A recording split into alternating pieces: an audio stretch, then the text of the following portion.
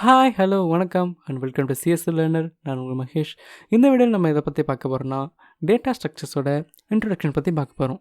Data ஸ்ட்ரக்சர்ஸில் நிறைய topics அடுத்த வீடியோஸில் கவர் பண்ணுவேன். என்னோட வீடியோ அப்டேட்ஸ் மிஸ் பண்ணாமல் பாருங்கள். அண்ட் வாங்க வீடியோக்குள்ளே போகலாம்.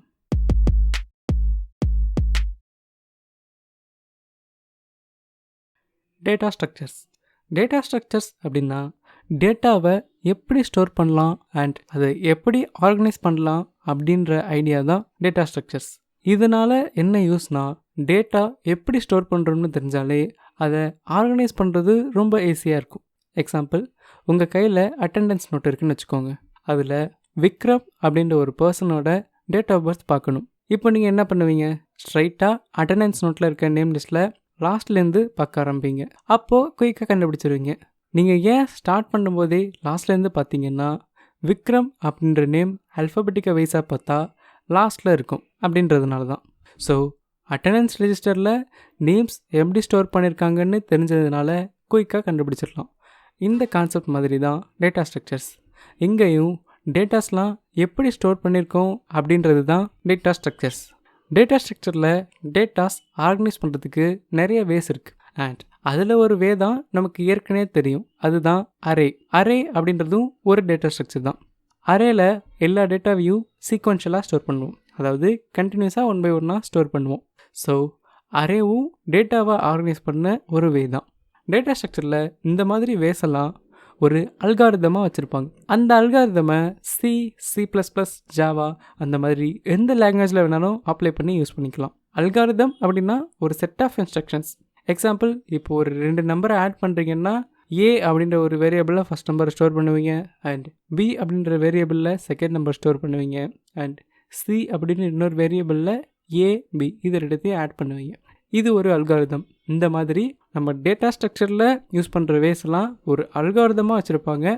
அதை C++ அந்த மாதிரி எந்த லாங்குவேஜில் வேணாலும் யூஸ் பண்ணிக்கலாம். இங்கே அரேவும் ஒரு டேட்டா ஸ்ட்ரக்சர் அப்படின்னு பார்த்தோம். அந்த மாதிரி டேட்டா ஸ்ட்ரக்சர்ஸ் ஆர்கனைஸ் பண்ண நிறைய வேஸ் இருக்குது. என்னென்ன வேஸ்னால், பேசிக்காக டேட்டா ஸ்ட்ரக்சரை ப்ரிமிட்டிவ், நான் ப்ரிமிட்டிவ் அப்படின்னு 2 டைப்ஸாக பிரிச்சிருக்காங்க. ப்ரிமிட்டிவ் டேட்டா ஸ்ட்ரக்சர் அப்படின்னா என்னென்னா, int, float, care, double, pointer இந்த மாதிரி இருக்க டேட்டா டைப்ஸ், அதாவது ப்ரிமிட்டிவ் டேட்டா டைப்ஸாக இருக்க எல்லாமே ப்ரிமிட்டிவ் டேட்டா ஸ்ட்ரக்சர் தான். அண்ட் ப்ரிமிட்டிவ் டேட்டா டைப்ஸ் எல்லாமே ஒரு வேல்யூ தான் ஹோல்ட் பண்ணும். அதாவது இன்ட் அப்படின்னு ஒரு வேரியபிள் இருந்துச்சுன்னா அது ஒரு வேல்யூ தான் ஹோல்ட் பண்ணும். ஃப்ளோட் அப்படின்னு இருந்துச்சுன்னா அதுவும் ஒரு வேல்யூ தான் ஹோல்ட் பண்ணும். இந்த மாதிரி நான் ப்ரிமிட்டிவ் டேட்டா ஸ்ட்ரக்சர்னால் அதில் ஒரு வேல்யூ தான் ஹோல்ட் பண்ணணும் இல்லாமல் நிறைய வேல்யூஸ் கூட ஹோல்ட் பண்ணும். அண்ட் நான் ப்ரிமிட்டிவ் டேட்டா ஸ்ட்ரக்சரில் லீனியர் அண்ட் நான் லீனியர் அப்படின்னு 2 டைப்ஸ் இருக்குது. லீனியர் டேட்டா ஸ்ட்ரக்சர் அப்படின்னா என்னென்னா, டேட்டா எல்லாமே சீக்வன்ஷியலாக ஸ்டோர் ஆகும். அண்ட் ஒரு டேட்டா அடுத்த ஒரு டேட்டா கூட தான் லிங்க் ஆகியிருக்கும். எக்ஸாம்பிள், அரே, ஸ்டாக், கியூ இந்த மாதிரி இருக்கிறதுலாம் கண்டினியூஸாக ஸ்டோர் ஆகும். அதே நேரத்தில் ஒரு டேட்டா அடுத்த ஒரு டேட்டா கூட தான் லிங்க் ஆகியிருக்கும். ஆனால் நான் லீனியர் அப்படி இல்லை, ஒரு டேட்டா நிறைய டேட்டா கூட லிங்க் ஆகியிருக்கும். லீனியரில் 2 டைப்ஸ் இருக்குது. என்னென்னா ஸ்டாட்டிக், டைனாமிக் அப்படின்னு 2 டைப்ஸ் இருக்குது. ஸ்டாட்டிக் அப்படின்னா எவ்வளோ டேட்டா ஸ்டோர் பண்ண போகிறோம் அப்படின்ற சைஸை முன்னாடியே ஃபிக்ஸ்டாக வச்சுப்போம். அரே தான் இங்கே ஸ்டாட்டிக் டேட்டா ஸ்ட்ரக்சர். ஏன்னா அரேயில் நம்ம எத்தனை டேட்டா ஸ்டோர் பண்ண போகிறோம் அப்படின்ற சைஸை நம்ம முன்னாடியே அதை ஃபிக்ஸ் பண்ணிவிடுவோம். அண்ட் டைனமிக் அப்படின்னா எவ்வளோ டேட்டா ஸ்டோர் பண்ண போகிறோம் அப்படின்ற சைஸ் முன்னாடியே மென்ஷன் பண்ண மாட்டோம். நமக்கு தேவைப்படுறப்போ அந்த சைஸை இன்க்ரீஸ் பண்ணிக்கிட்டே போகும். ஸோ ஸ்டாட்டிக்னா சைஸ் ஃபிக்ஸ்டாக இருக்கும், டைனமிக்னா ஃபிக்ஸ்டாக இருக்காது. Static example array. And dynamic data ஸ்ட்ரக்சராக என்ன இருக்குன்னா, லிங்க்ட் லிஸ்ட், ஸ்டாக், கியூ இது 3 dynamic data structure. And non linear data ஸ்ட்ரக்சர்னால் ஒரு டேட்டா நிறைய டேட்டா கூட லிங்க் ஆகியிருக்குன்னு பார்த்தோம். அதுக்கு என்ன எக்ஸாம்பிள்னா ட்ரீ அண்ட் கிராஃப்.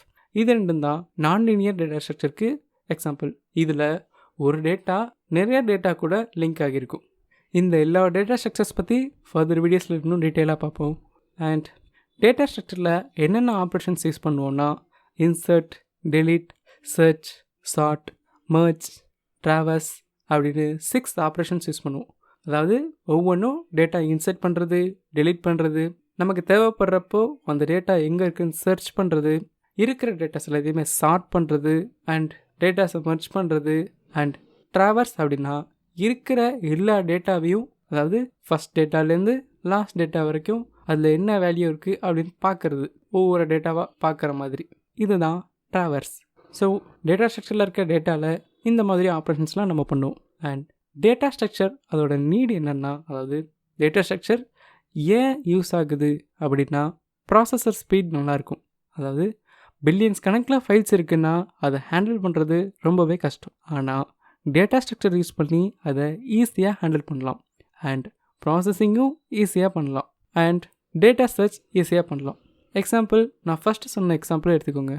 விக்ரம் அப்படின்ற பர்சனோட டேட்டா பர்த் பார்க்கணுன்னு அட்டெண்டன்ஸ் ரெஜிஸ்டரில் லாஸ்ட்லேருந்து பார்க்க ஆரம்பித்தோம். ஏன்னா அதில் அல்ஃபபெட்டிக்கல் வைஸில் இருக்குன்னு நமக்கு தெரியும். இதுவே அது அல்ஃபபெட்டிக்கல் வைஸில் இல்லாமல் ஒரு நார்மல் லிஸ்ட்டாக இருந்தால் என்ன பண்ணுவோம், ஃபஸ்ட்லேருந்து லாஸ்ட் வரைக்கும் ஒவ்வொரு நேமாக பார்த்துட்ருப்போம். அப்போது அல்ஃபபெட்டிக்கல் வைஸாக இருக்கப்போ பார்க்குறத விட நார்மலாக பார்க்குறப்போ அதிகமாக நமக்கு டைம் எடுக்கும். இந்த மாதிரி ஒரு நார்மல் நேம் லிஸ்ட்டுக்கே அப்படின்னா, ஒரு பெரிய கம்பெனியில் இருக்க டேட்டா பேஸில் ஒரு இன்ஃபர்மேஷன் நமக்கு தேவைப்படுதுன்னா அந்த டைமில் ஒன்று ஒன்றா பார்த்துட்டு இருந்தால் ரொம்பவே அதிகமாக டைம் ஆகும். ஆனால் டேட்டா ஸ்ட்ரக்சர் யூஸ் பண்ணியிருந்தா அங்கே சர்ச்சிங் ப்ராசஸ் ரொம்பவே ஈஸியாக இருக்கும். அட்டெண்டன்ஸ் ரெஜிஸ்டரில் அல்ஃபபெட்டிக்கல் வைஸ் ஸ்டோர் பண்ணியிருப்போம். ஸோ அதில் சர்ச்சிங் ப்ராசஸ் குயிக்காக இருந்துச்சு. அந்த மாதிரி அந்த பெரிய கம்பெனி வந்துட்டு டேட் வைஸ் இல்லை பர்பஸ் வைஸ் இந்த மாதிரி ஸ்டோர் பண்ணியிருந்தாங்கன்னா அவங்க சர்ச் பண்ணுறதுக்கு ஈஸியாக இருக்கும். ஸோ டேட்டா ஸ்ட்ரக்சர் அப்படின்றது சர்ச் பண்ணுறதுக்கு ரொம்பவே ஹெல்ப்ஃபுல்லாக இருக்கும். அண்ட் அதே நேரத்தில் மல்டிபிள் ரெக்வஸ்ட்டையும் ஒரே நேரத்தில் குயிக்காக ப்ராசஸ் பண்ணிடலாம். டேட்டா ஒரு ஸ்ட்ரக்சர்டாக இருக்கிறதுனால ஒவ்வொரு ரெக்வஸ்ட்டுக்கும் என்ன டேட்டா தேவையோ அதை குயிக்காக சர்ச் பண்ணிடலாம். ஸோ இதனால் ப்ராசஸிங் ஸ்பீடாக இருக்கும். அண்ட் அதனால் மல்டிபிள் ரெக்வஸ்ட்டை சீக்கிரமாக ப்ராசஸ் பண்ணிடலாம். ஸோ இதெல்லாம் தான் டேட்டா ஸ்ட்ரக்சரோட நீட்ஸ். அடுத்து டேட்டா ஸ்ட்ரக்சரோட அட்வான்டேஜஸ் பற்றி பார்ப்போம். இதில் என்னென்ன அட்வான்டேஜஸ் இருக்குன்னா எஃபிஷியன்சி, ரீயூசபிலிட்டி அண்ட் அப்ஸ்ட்ராக்ஷன். இப்போ நம்ம பார்த்த எக்ஸாம்பிள்லேயே தெரிஞ்சிருக்கோம் டேட்டா ஸ்ட்ரக்சர் அப்படின்றது எவ்வளோ எஃபிஷியண்ட்டாக இருந்துச்சுன்னு. இப்போ நம்ம பார்த்த அட்டெண்டன்ஸ் ரெஜிஸ்டர் எக்ஸாம்பிள்லேயே அந்த டேட்டாவோட ஸ்ட்ரக்சர் எப்படி இருக்குன்னு தெரிஞ்சதுனால நம்ம ஈஸியாக கண்டுபிடிச்சிட்டோம். ஸோ அதனால் டைம் அவ்வளோக்கு செலவாகலை. ஸோ அது ஒரு எஃபிஷியன்ட் ப்ராசஸ் தானே.